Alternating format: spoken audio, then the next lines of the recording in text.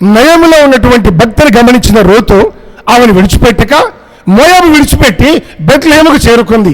బెత్లెహేముకు వచ్చిన తర్వాత జరిగిన సంభవాలన్నీ ప్రజలతో చెప్పుకోలేక నయము 4 గోడల మధ్యలో కన్నీళ్ళ మధ్యలో ఉన్నప్పుడు రూతు ఇక నేనైనా వెళ్ళి ఏ కూలి పని చేసి 10 రూపాయలు సంపాదించి నాకు నా అత్తకి కడుపు నింపుకోవాలి కదా, ఏం చేస్తామని చెప్పి బయలుదేరి వెళ్ళి పొలంలో పని కోసం వెళ్ళింది.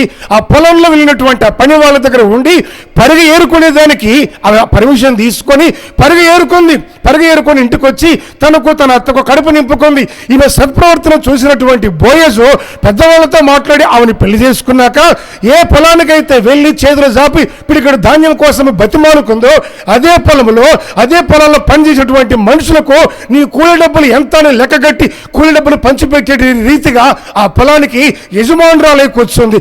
దేవుడి తగిన సమయం ముందు నిన్ను జ్ఞాపకం చేసుకున్నాడంటే నీ చరిత్ర మార్చగలడు, నేను ఉన్నతమైన అనుభవానికి చేర్చగలడు. కనుక నీ దృష్టి ఆయన మీదే ఉండాలి.